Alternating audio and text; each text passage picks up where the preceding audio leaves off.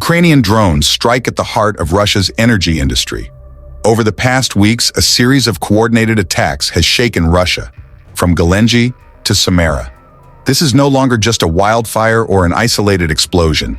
It is a full campaign aimed at weakening Russia's energy economy and highlighting the vulnerability of its infrastructures. It all began near Vladimir Putin's palace in Gelendzhi, where a swarm of drones caused a forest fire covering 3.2 hectares. 3 separate fire outbreaks ignited simultaneously after debris from a drone fell. Emergency helicopter intervention was complicated by strong winds, illustrating the logistical challenges Russian services face. The presidential complex in Gelendzhi, spanning nearly 68 hectares, includes a main building of 17,700 square meters, a restaurant, a heliport, an amphitheater, an ice palace, a church, a guest house, and even a gas station.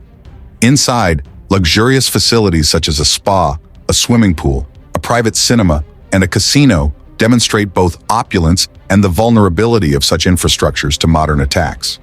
Meanwhile, the city of Orel was struck by a series of nighttime explosions. Around 15 detonations triggered fires in several districts. This is not an isolated case. In January 2024, an oil depot had already been targeted in a similar operation, confirming that the energy industry remains a strategic priority for Ukrainian forces. On August 28th, strikes hit the main fuel depot at the TV railway station. Explosives placed under the tanks triggered a fire that spread throughout the station. At the same time, the Fipsky and Kubishek refineries were attacked, causing spectacular fires and significantly paralyzing fuel production. The economic consequences are considerable.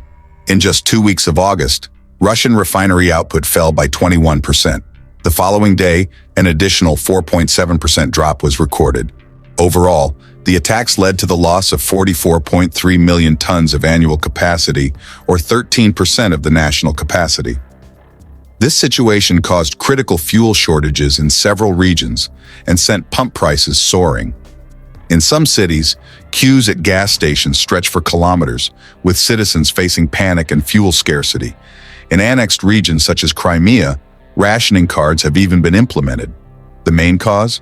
A combination of increased demand, inflation, and targeted attacks on refineries.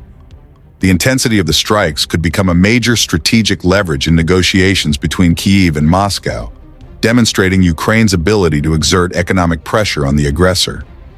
According to Ukrainian intelligence services, operations continue daily with increasingly precise targets, including military radar systems and key infrastructures in Crimea.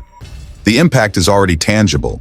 Major refineries such as Novokubyshev, Saratov, Volgograd, and Samara have been temporarily shut down, resulting in significant production losses and disrupting national supply.